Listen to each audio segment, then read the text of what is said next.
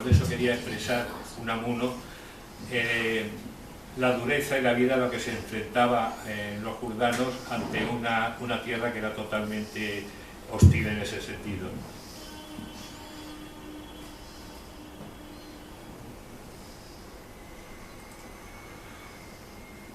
Bueno, mi conocimiento, mi interés de la salud de mi conocimiento es prácticamente desde la infancia, ¿no? En mis primeros años, mi padre, pues como extremeño que era, por las noches, yo no tenía más de 8 años, tenía 7 o 8 años, recuerdo perfectamente, pues una de las cosas que me contaba o yo le solicitaba era que me recitase la poesía de Gabriel de Galán, Mi Vaquerillo, una poesía aquí la pongo, esa que empezaba con: he dormido esta noche en el campo con el niño que cuida mis vacas, en el valle tendió para ambos el capaz su raquítica manta. Yo con 8 años pues me imaginaba ese chiquillo en el campo quitándose la camisa para ponérsela al otro y bueno, prácticamente cada día hacía repetirla, ¿no?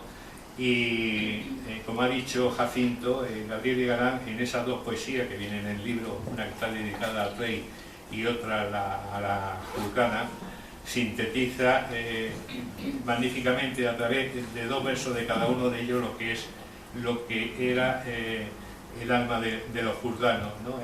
Dedicado a su majestad, que fue una poesía que le dedicó en una visita que hizo Alfonso XIII a Salamanca en 1904 para inaugurar la universidad. En ese momento era el rector Miguel de Unamuno, y en esa visita a Salamanca se desplazó una comitiva de la SURDE solicitando que el rey fuese allí, hizo la promesa que la cumpliría 18 años después, y Gabriel de Galán le recitó al rey esas dos poesías. Al rey le encantó, de hecho apadrinó a uno de sus hijos, ¿no?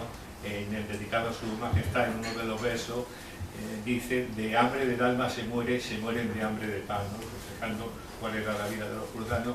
Y la jurdana, que era una mujer que iba pidiendo limosna por los pueblos limítrofes, lo que pedía para ello al final decía: pan de trigo para el hambre de sus cuerpos y pan de ideas para el hambre de sus almas.